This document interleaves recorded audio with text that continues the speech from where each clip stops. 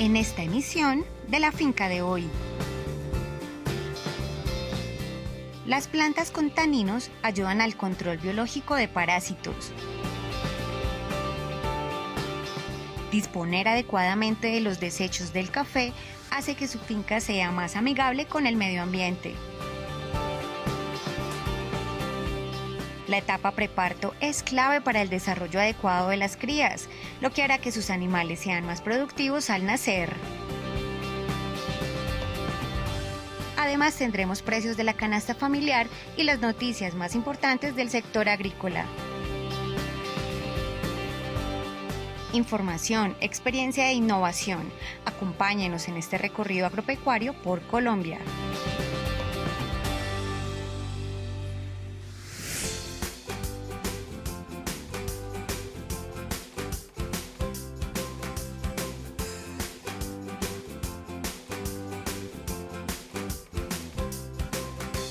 El ganado en pastoreo presenta distintos inconvenientes a causa de las infecciones por parásitos, los cuales viven en el medio ambiente y son muy comunes que afecten a los bovinos en regiones tropicales, incidiendo a la baja producción de carne y leche en este tipo de animales. Principalmente lo que teníamos en la finca era de parásitos externos, garrapatas, y de parásitos internos, pues muchos gastrointestinales y pulmonares. Pero hemos tenido varias formas de mejorar o de ir poco a poco disminuyendo en gran medida la población de estos parásitos que teníamos.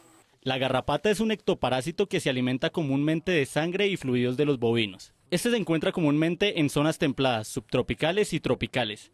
En la finca África del municipio de Victoria Caldas aconsejan realizar pastoreos cortos y cambios constantes de potrero para los bovinos, ya que el parásito necesita que el animal esté en un mismo sitio para poder reproducirse. De lo contrario, este morirá, debido a que su ciclo de procreación se interrumpe. Casi hemos eliminado o erradicado totalmente las garrapatas en la finca, cosa pues que no queremos porque la garrapata también es portadora de los hemoparásitos como Babesia y Anaplasma y el tábano del tripanosoma. Entonces tampoco queremos eliminarlos del todo porque ese reto frente al agente patógeno es el que le hace crear la inmunidad al bovino, por lo cual no queremos del todo erradicar las garrapatas y los parásitos. El aprovechamiento de especies forrajeras para realizar un control de parásitos en el ganado le ha traído beneficios económicos a este médico veterinario en su finca, debido a que sus costos para tratar con estos organismos han disminuido, ya que no utilizan compuestos químicos, sino que por medio del consumo que realizan sus bovinos de plantas naturales, las cuales contienen taninos que actúan como mecanismos de defensa frente a herbívoros y patógenos, consiguiendo así que su ganado esté en óptimas condiciones y no afecte su producción. Económicamente muchos beneficios. En primera instancia no tienes que llevar ya los ganados al corral para bañarlos o vermifugarlos. Eso significa disminución en costos de mano de obra, significa menores pérdidas por el mismo parásito, porque los parásitos disminuyen la eficiencia productiva de los ejemplares y además de eso los costos en los medicamentos.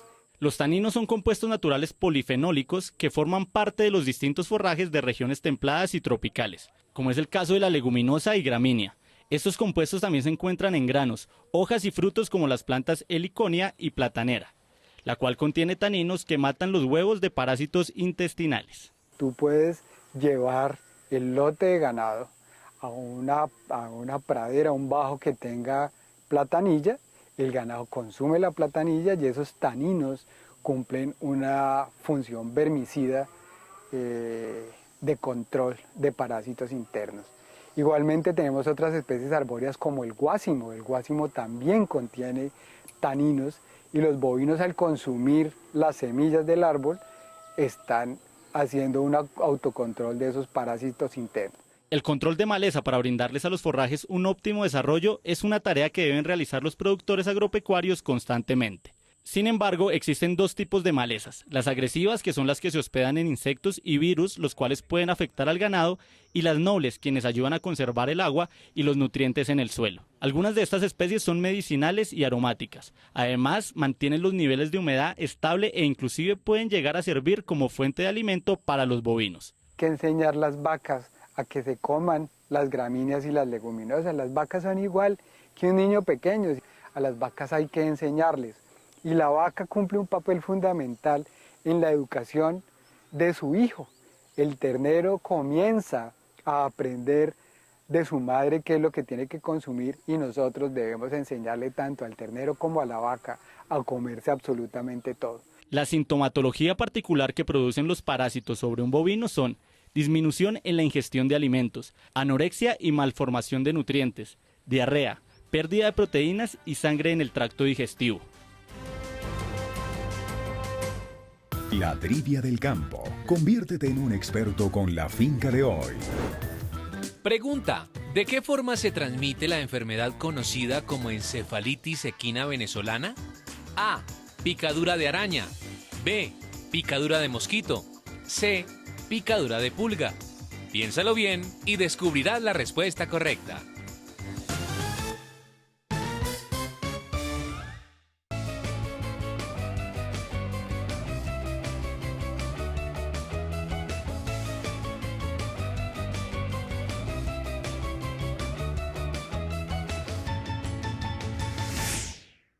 Del cultivo del café se generan dos tipos principales de residuos que representan un reto para los caficultores: los sólidos, que son aquellos procedentes de la cáscara y de la pulpa del grano, y los líquidos, conocidos como aguas mieles, derivados de los procesos de lavado o de tratamiento del mucílago del café. En la finca El Ángel del municipio de Cartago, Valle del Cauca, se realizan los siguientes procedimientos para el manejo y aprovechamiento de los residuos. Manejo número 1.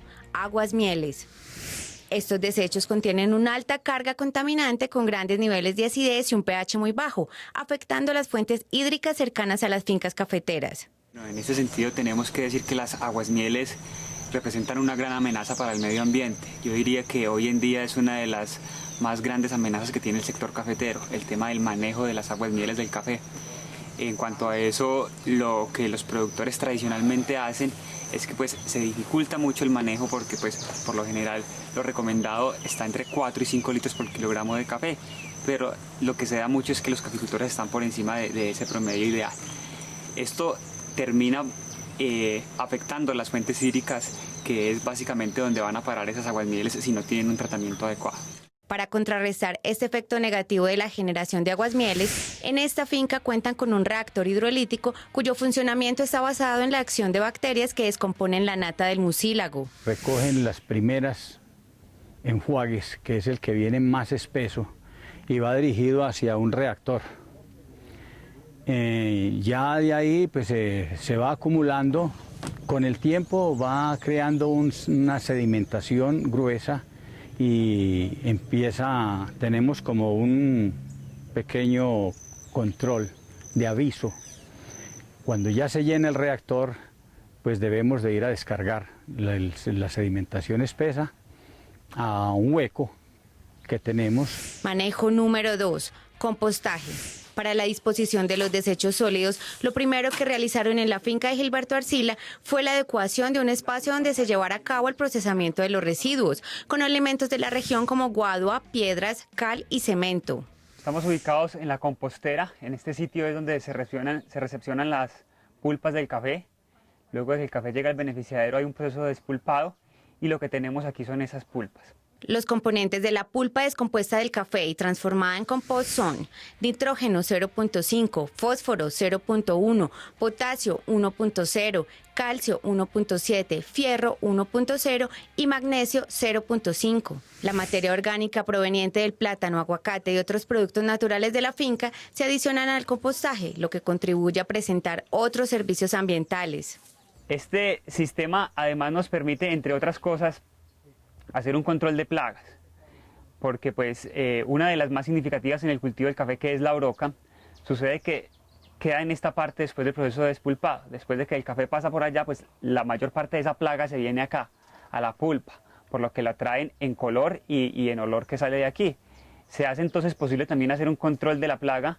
Un método que utilizan acá en esta finca es que cubren esta pulpa con un plástico, el cual también está recubierto con un material pegajoso, en este caso es la melaza, y hace que todas las brocas se queden allí pegadas. Con el adecuado manejo de los residuos hay un doble beneficio. Por un lado, se está liberando al ambiente cercano de la finca de una alta carga contaminante y por el otro se aportan grandes niveles de materia orgánica al suelo, lo que favorece de manera retroactiva los cultivos.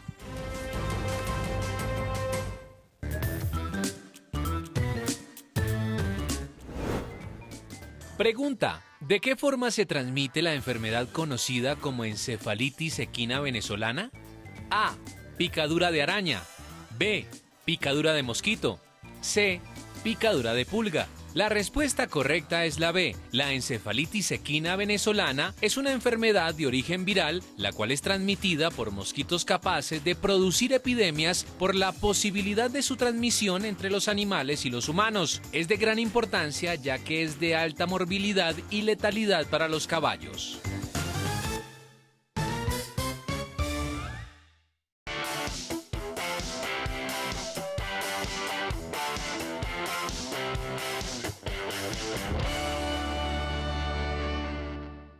En las últimas 3 semanas de gestación, las necesidades nutricionales de las vacas aumentan al presentar cambios metabólicos y digestivos, requiriendo entonces mayores niveles de proteína y de energía. Suministrar las cantidades necesarias de alimento y suplementos evitará malformaciones en el feto, complicaciones en el parto y enfermedades en el periodo posparto.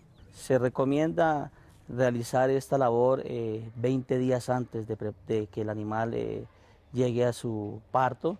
Pues para ello se debe suministrar un buen concentrado de alta calidad y de una proteína que sea notable. Las sales mineralizadas o sales aniónicas, es para que ellas en su trabajo de vacas caídas, cuando tenemos vacas caídas, evitar ese problema. Las sales mineralizadas son recomendables antes de su periodo de descanso, suministrarles normalmente entre 60 y 100 gramos. Y ya pues cuando estamos preparando el animal, pues se recomienda dar sales ricas en calcio pues para evitar el problema de vacas caídas. Los niveles de proteína consumidos durante el preparto, tanto en forrajes como en suplementos comerciales, deben estar entre el 17 y 18%. Supervisar que estos valores se mantengan hará que las novillas o vacas lleguen al parto en un estado corporal adecuado, sin estar por debajo de lo recomendado ni tampoco obesas. En lo que a la alimentación en el pastoreo se refiere, se aconseja no limitarla, sino dejar a los animales consumir el pasto hasta que se satisfagan. Siempre manejar concentrados de alta proteína, forrajes de alta proteína. ¿Sí? Podemos hacer una combinación de raigras con cuyo, de raigras con trébol, que tengan alto contenido de proteína, ¿sí? Para que ellas lleguen a un porcentaje y que su nivel de genética sea explotado en esa producción cuando ellos vayan a la cría. Que un rumiante debe comer hasta cubrir sus necesidades nutricionales. Nunca debemos restringir el paso pues, de esos alimentos porque hay vacas que consumen más que otras por las mismas razas, entonces es bueno que ellas coman lo que ellas necesiten. Combinar el raigras con el carretón rojo también es una alternativa para proporcionar buenos niveles de proteína. En el periodo preparto de estos animales es importante cuidar los sistemas silvopastoriles que se dispongan para ellos. Ramonear plantas como la lengua de vaca o la conocida como guerrillera puede acarrear intoxicaciones, problemas de nitritos y nitratos, acidez ruminal, timpanismo y cólicos, afectaciones que posteriormente desencadenarían un aborto. Además, se debe supervisar el correcto suministro de sales mineralizadas. De no hacerlo, también se podrían presentar problemas. Problemas de retenciones de placenta, problemas de líquidos, problemas de abortos. Si no sabemos suministrar una cantidad alta de suministro de sales mineralizadas, nos pueden producir abortos. Durante esos 20 días antes de dar a luz, se puede añadir a la ración de suplementos diarios minerales como calcio, fósforo y potasio. Es importante realizar esta labor porque vamos a evitar la deshidratación, la desnutrición, vamos a evitar vacas caídas por calcio, por fiebres de leche, por manejo, por la misma desarrollo de su cavidad pélvica. Al dar cría ellas van a estar muy débiles. Entonces se recomienda suministrar buenas proteínas, buenos forrajes de buena calidad, no en abundancia, sino de calidad. Una correcta alimentación y suplementación preparto no solo ayudará a las vacas para que el proceso de dar a luz sea más fácil, al igual que su recuperación. Además, permitirá que la madre proporcione un calostro de buena calidad a su cría, y también, por ser el periodo en el que ella está descansando y preparándose para una nueva lactancia, se garantizará que exprese todo su potencial genético en ese siguiente periodo, logrando los picos de producción esperados por el productor.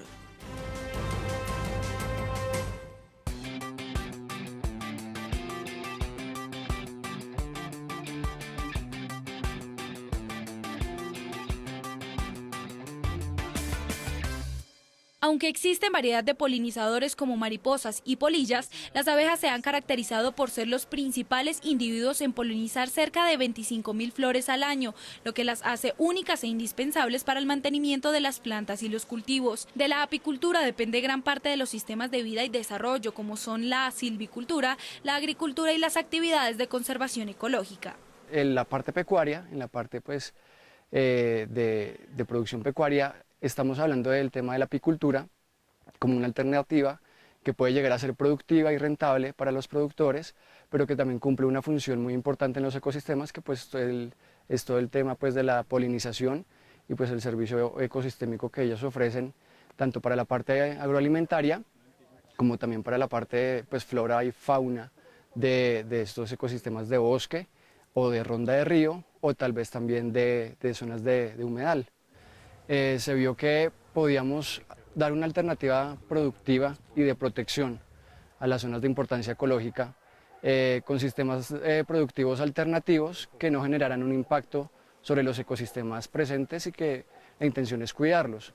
Las abejas anualmente pueden producir entre 20 y 30 kilos de miel pura, hecha a base de néctar que recolectaron de las flores, preservando los recursos naturales para su desarrollo, por lo que los apicultores deben tener un manejo constante de las colmenas para evitar cualquier caso de mortandad. Siendo así, la apicultura no solo es un beneficio natural, sino que requiere de manufactura para su desarrollo, lo que genera empleo y rentabilidad, pues se reduce significativamente el uso de agroinsumos. Tenemos 10 puntos instalados, 10 beneficiarios de esas colmenas, ya que además de ser una actividad de protección al ambiente, también hemos querido que sea un impacto social. Entonces hemos hecho pues evaluaciones de las personas que estaban interesadas, viendo lo pertinentes que eran para esa economía familiar la ayuda que pueda llegar a recibir de los productos de estas colmenas. Se trabajaron en 2 proyectos. Uno es de la promoción y el cultivo de tomates de árbol en esas zonas, ya que pues es un cultivo que no exige mucho en cuanto a agroinsumos, y digamos que de una u otra forma pues son árboles que pueden ser ya pues de esta zona. Esta iniciativa, ubicada en el Valle del Abra, en el departamento de Cundinamarca, se basa en la conservación del bosque a partir de la apicultura, pues con las abejas se garantiza la preservación de los árboles y el flujo del agua en las zonas aledañas, pues lo que se espera con este proyecto es mejorar la calidad de los ríos y la salud de los ecosistemas, disminuyendo las incidencias climáticas. Nuestra idea es poder empezar en estas zonas que son como un poquito alejadas de esos problemas del monocultivo y del exceso de agroinsumos, para no ponerlas en riesgo, pero la idea es que se pueda llegar a convivir las dos cosas, la producción agropecuaria con este tipo de producción con polinizadores. En cada zona los apicultores han instalado alrededor de 4 colmenas, con el objetivo de irlas multiplicando para incrementar los beneficios en la conservación, brindándoles el cuidado y manejo necesario para que el clima no afecte su proceso de productividad, recomendando que no se encuentren en espacios donde hayan monocultivos. Digamos, la primera labor en la que nos acompañaron fue la instalación de los núcleos. Entonces ellos nos ayudaron a acomodar las colmenas, entonces poner la base metálica, cuidar de que la piquera la ubiquemos en el lugar apropiado, donde no entre mucho viento, donde tal vez no estén tan descubiertos al medio ambiente para cuidar el tema de heladas. Lo importante de este proyecto es que también podemos afectar las zonas de producción aledañas al lugar en donde tenemos el proyecto. Digamos que pues estamos en un momento en que la población de polinizadores está sufriendo mucho a causa del cambio climático, a causa de los agroinsumos que se utilizan de manera irresponsable, a causa del monocultivo. Según expertos, sin la labor de las abejas no se puede producir la mayor parte de los cultivos, como fresa, papa, incluso el café, pues este tipo de alimentos dependen de la polinización de los animales para la transferencia de semillas.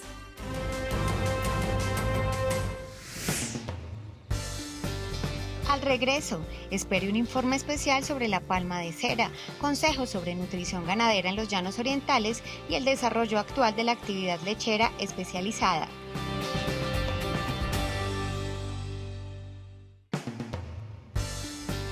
Regresamos con el informe sobre el ciclo productivo de la palma de cera. Cómo llevar a cabo una adecuada nutrición de sus bovinos en los llanos orientales. Así se desarrolla la lechería especializada en el contexto del COVID-19. Continuamos con nuestro recorrido agropecuario.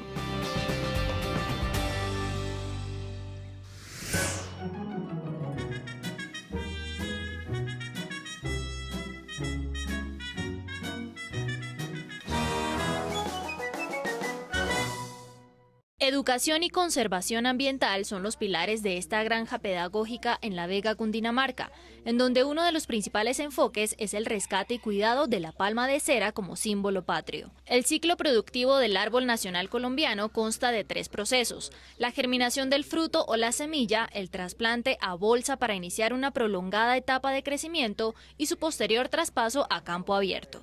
Acá tenemos todo el cultivo y propagación de nuestro árbol nacional, la palma de cera. Tenemos el cultivo madre, donde recolectamos el fruto. Tenemos 29 palmas adultas que oscilan entre unos 28 a los 40 años, que están en su proceso de producción de fruto. Recolectamos el fruto, le hacemos un proceso de descomposición de su recubrimiento y lo traemos y lo colocamos acá en el tema de la germinación.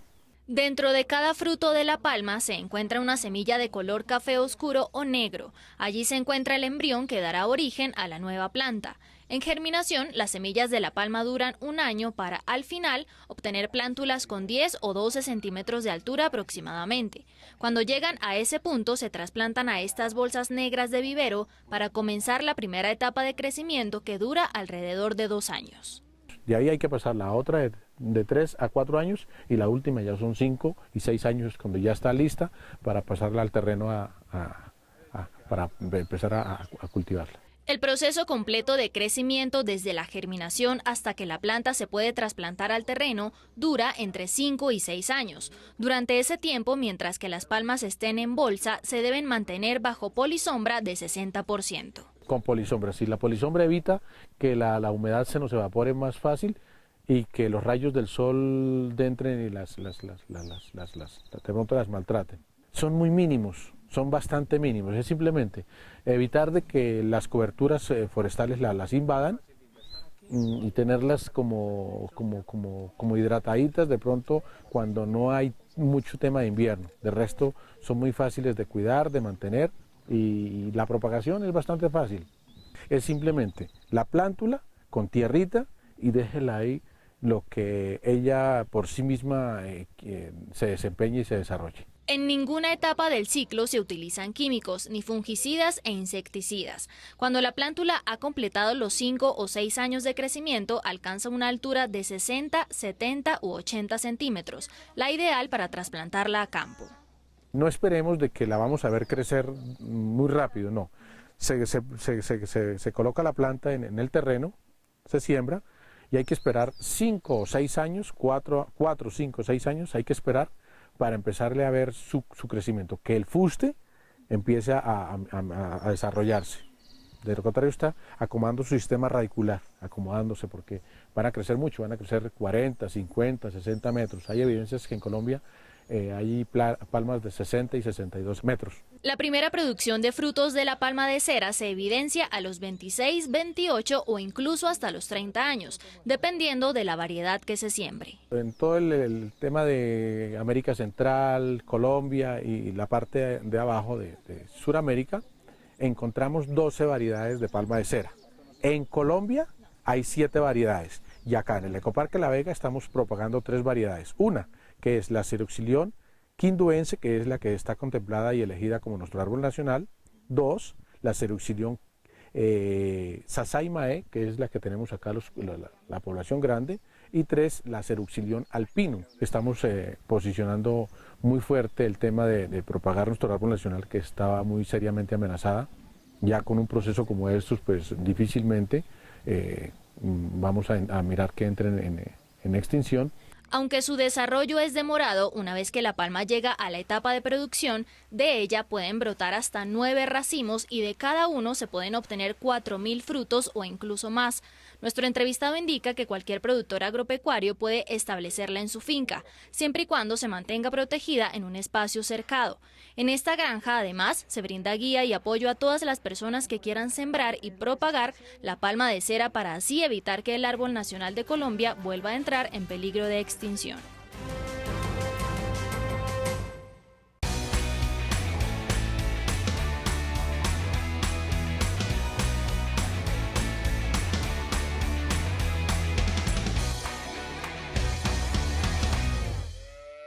La nutrición es de suma importancia para la productividad de un hato ganadero.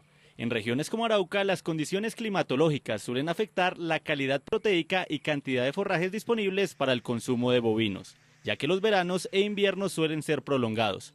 Por esta razón, los productores pecuarios deben buscar alternativas para realizar la suplementación adecuada para sus animales. ¿Cómo suplementamos? Con pasto de corte. Yo tengo aquí hectárea y media de pasto de corte, Marafal Viking Grass y Cuba 21. Fuera de eso también pues ensilamos ese pasto o cuando se nos agota compramos hilo y compramos heno para sostener el ganado en su promedio normal para que no nos baje rendimiento de producción ni rendimiento de carne.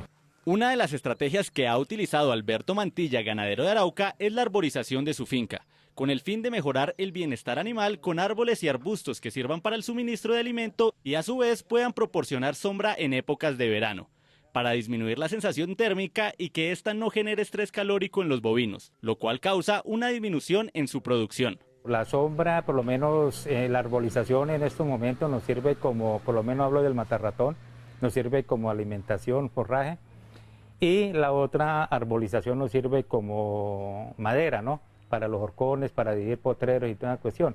Esta es una finca de 40 hectáreas, la tengo dividida en 32 potreros. El resto está en cacao, lo que es el área de la casa. Tomamos esta decisión, ¿por qué? Porque primero por lo que hemos visto por la finca de hoy. La rotación de potreros es una herramienta que utilizan los productores para incrementar sus rendimientos y ofrecer un pasto de mejor calidad para la alimentación de sus bovinos, ya que esta modalidad disminuye la compactación del suelo, haciendo que la entrada de aire e infiltración de agua sea mayor, permitiendo que la producción de forraje tenga el periodo adecuado de recuperación. Cuando los potreros son grandes, ¿qué hace el ganado? Dan círculos y círculos y círculos y lo que hace es tumbarlo. Cuando el potrero es pequeño, dan una vuelta y se dedican a comer, entonces aprovecha el pasto en prácticamente su totalidad. Y a través de eso, y lo que nosotros también hemos practicado y hemos observado, es que es una de las mejores maneras para obtener una gran ganadería y manejar los potreros para eliminar maleza, para eliminar muchas cosas que nos presentan cuando los potreros son grandes, ¿no? Realizar un sistema de rotación de la ganadería en sus potreros le garantizará al productor contar con pastos frescos, los cuales pueden aportar mayor valor nutricional que cuando el pasto se encuentra maduro, ya que se vuelve fibroso e incide en la digestibilidad del animal. Esto es un éxito de las ganaderías manejadas, pequeñas. ¿Por qué? Porque consideramos que es mejor tener poquito y bastante sustancioso, ¿no? La ganadería extensiva, pues ¿qué se necesita? Pues gran cantidad de terrenos, más inversión, más obreros, más demanda de trabajo, y la producción no puede ser igual a que una finca como esta que está produciendo buena leche, los animales son bien vendidos, la finca está bien preparada porque no la estamos castigando con el sobrepastoreo. En la finca Sabaneta manejan 3 tipos de pastura para el consumo de sus bovinos, en los que se destaca el pasto estrella, debido a que tiene una alta producción de forraje, razón por la cual puede soportar de 4 a 5 animales por hectárea. Además que presenta buena adaptabilidad y resistencia a terrenos húmedos. El contenido de proteína cruda que puede alcanzar este forraje es de un 20% para la nutrición de los bovinos. También cabe destacar su capacidad de proteína digestible en el ganado, el cual se recomienda que se le suministre de 70 a 100 gramos por cada kilogramo de materia seca consumida. Tenemos el janeiro. El janeiro es un pasto que da mucho rendimiento aquí en estas partes bajas, y el alemán. Son pastos que contienen mucha agua y mucha proteína. Son pastos, por lo menos el janeiro, que usted rota el ganado, lo saca y a los 10, 15 días está otra vez para volver a echar el ganado. Entonces son pastos de mucho rendimiento que nos favorecen a nosotros en estos sistemas de suelos que son húmedos. Se recomienda que los ganaderos puedan tener distribuidos en sus predios una variedad forrajera, con un 80% de gramíneas como puede ser el pasto estrella, 15% de leguminosas y un 5% de malezas.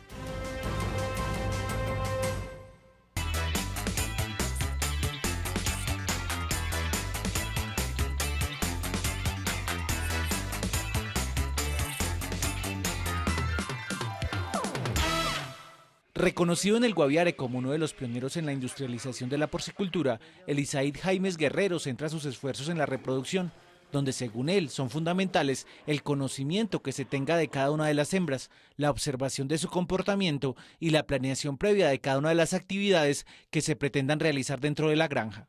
Bueno, en este momento tenemos las 60 cerdas que le digo. Esto debe tener una organización de grupos para que cada mes nosotros tengamos una producción. En este momento aquí estamos haciendo grupos de 8 cerdas, quiere decir que vamos a tener 80, 90 lechones mensual, ¿no? Con el fin de garantizar los rendimientos indicados en esta finca, la vida productiva de cada cerda es llevada solo hasta los 5 años, lo que indica que cada hembra está entregando a la explotación un total de 100 cerditos en ese mismo periodo de tiempo. Pues mínimo una cerda debe de parir 10 lechones.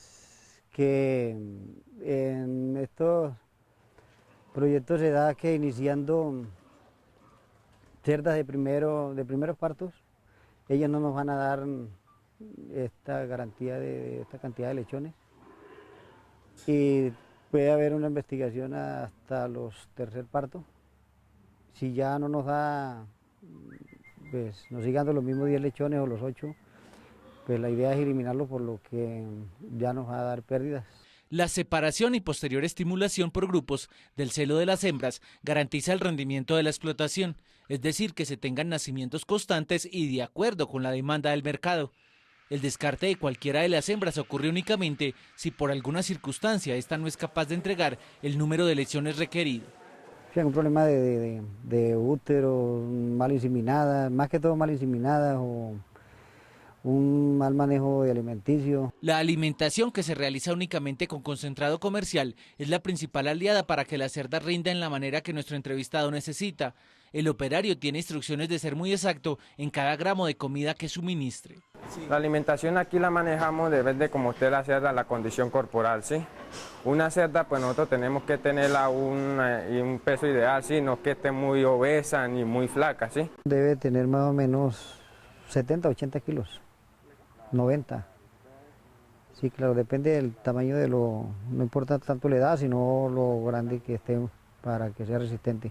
2 kilos distribuidos en 2 raciones, una a las 10 de la mañana y la otra a las 3 de la tarde, es la máxima cantidad de alimentos que recibirá por día cada una de las cerdas. Uno lo que quiere es pues echarles comida y verlas bonitas, ¿me entiende? Y que uno mira una cerda que está un poco delgada y esa cosa, pues uno quiera echarle, si le echa pues 2 kilos, quiere echarle 4 o 5 para que se recupere, pero no es la idea. Si es reproductora cerda de cría, hay que buscarle una medida de alimenticia y que se mantenga, porque si la engordamos no produce. Si el animal sobrepasa los 90 kilos, es sometido a consumir menos alimento hasta que el peso sea estabilizado nuevamente. De pronto el exceso de alimento la engordó y el útero no va a estar tan bien, entonces se le hace una dieta por 3 días. La hemos hecho aquí por 3 días y a veces una comida diaria. Así sucesivamente, ella hasta que ya entra en celo y se normaliza a la reproducción. En esta granja el secreto está en cumplir a como de lugar con unos tiempos predeterminados y son el destete a los 28 días de ocurrido el parto y la ocurrencia del celo para la inseminación en los 5 días siguientes. De no suceder naturalmente, ese celo es forzado. Voy, saco el macho, el reproductor, lo pongo a pasear para que él olfate a la cerda, ¿sí?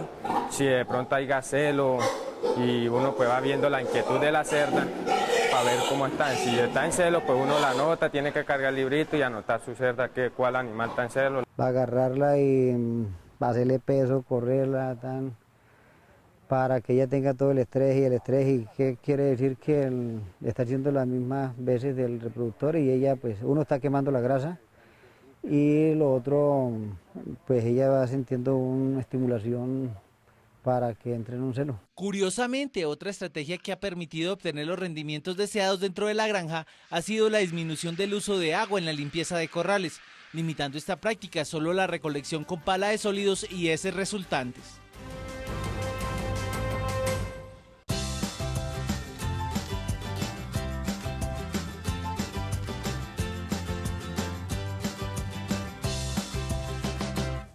Neosporosis es una enfermedad parasitaria ocasionada por el protozoario Neospora caninum, que causa principalmente abortos en los bovinos o el nacimiento de becerros débiles, nerviosos y con problemas de desarrollo. Este patógeno tiene 2 vías de transmisión, una de ellas es de forma horizontal, en donde las hembras gestantes consumen alimento y agua contaminada gracias a las heces de los perros, pues son los huéspedes definitivos de este microorganismo.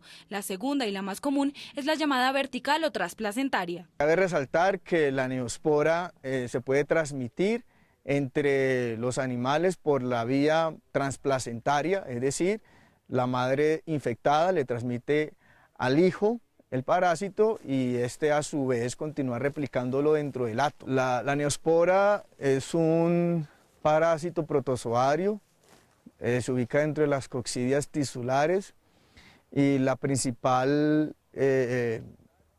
principal daño que producen los animales es el aborto y todo lo que conlleva los trastornos reproductivos y productivos en el hato. Esta enfermedad no presenta signos clínicos en los bovinos, pues se identifica cuando la hembra ha abortado de manera espontánea entre los 90 y 240 días de gestación, o para becerros que durante los primeros 5 días de nacidos evidencian parálisis muscular, dificultad al tragar o debilidad cervical. Sin embargo, para detectar esta patología, nuestro entrevistado sugiere llevar a cabo un análisis serológico por medio de muestras de sangre que serán llevadas al laboratorio y posteriormente se evaluarán aquellos anticuerpos que pueden llegar a producir el microorganismo infeccioso. Otra forma de diagnóstico es mediante la histopatología de la placenta, si tenemos casos de aborto, y allí se iría a identificar mediante microscopía la presencia del parásito.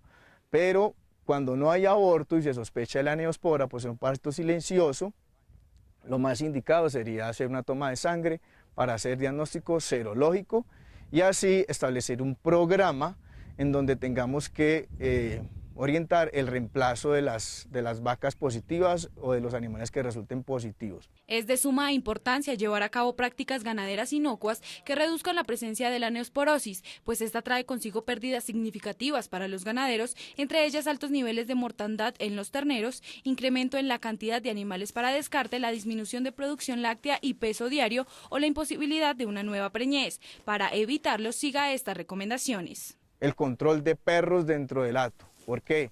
Porque los perros son los hospedadores definitivos de neospora y ellos eliminan una forma parasitaria que se conoce como ooquiste, el cual va a ser transmitido a los bovinos mediante el pastoreo. Debemos evitar tener sobrepoblación de perros en el hato para así evitar que las vacas se contagien por neospora mediante el pastoreo en el momento de la alimentación.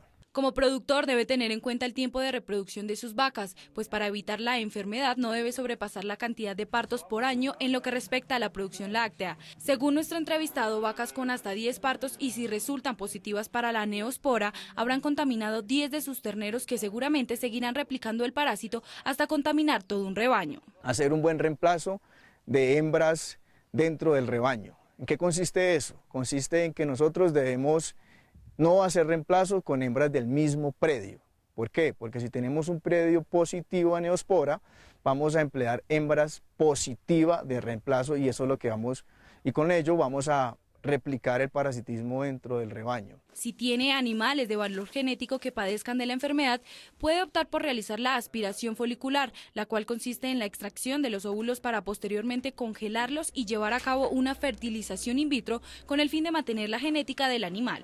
También debemos considerar el problema con el toro, porque si bien es cierto, el toro no es objeto pues, de mucho estudio, ya se encontró que mediante el semen pueden eliminarse en formas parasitarias que irían a ser transmitidas en un proceso de gestación. Finalmente debe tener en cuenta que las hembras ya contagiadas deberán ser traspasadas al engorde y a su debida comercialización para evitar más esparcimiento del parásito en el hato. Recuerde que esta patología no dispone de medicamento alguno que lo elimine, pero el manejo adecuado y las buenas prácticas ganaderas ayudarán a evadir la presencia del indeseado visitante. Canasta de precios. Durante esta semana, la naranja presenta los siguientes precios promedio por kilo. Bogotá, 1.013 pesos. Cúcuta, 622 pesos. Tunja, 810 pesos. La cebolla cabezona blanca registra un valor promedio por kilo de Bucaramanga, 1.700 pesos. Ibagué, 1.973 pesos. Pereira, 1.800 pesos. El pimentón registra un precio promedio por kilo de Armenia, 2.733 pesos, Cali, 2.575 pesos, Medellín, 2.025 pesos. El banano registra los siguientes precios promedio por kilo. Bogotá, 1.688 pesos, Neiva, 1.300 pesos, Santa Marta, 709 pesos.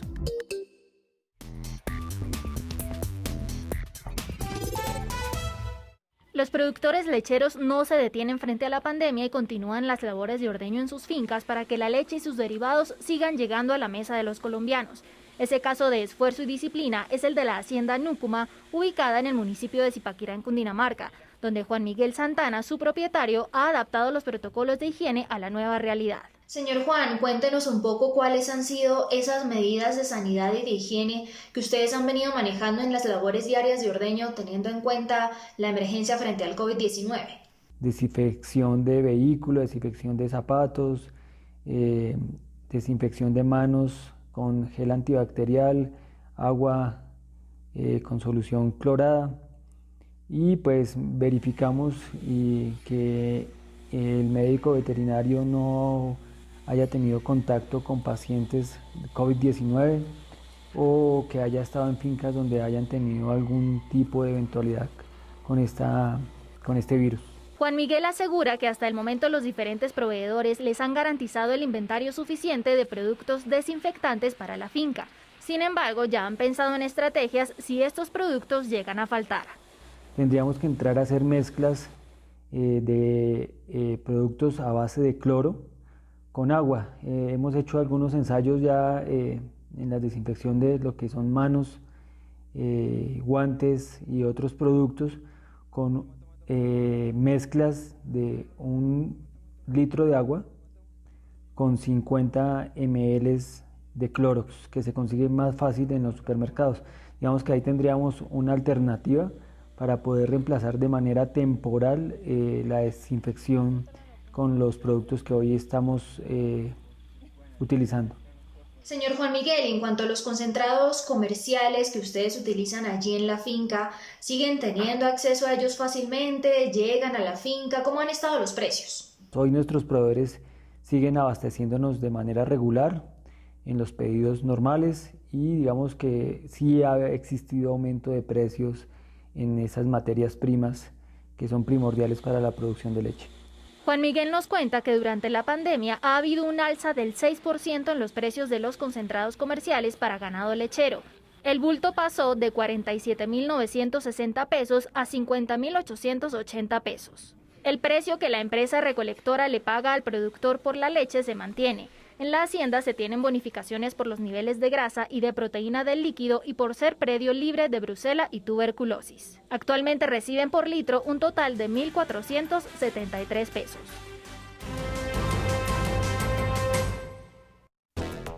Noticias agropecuarias.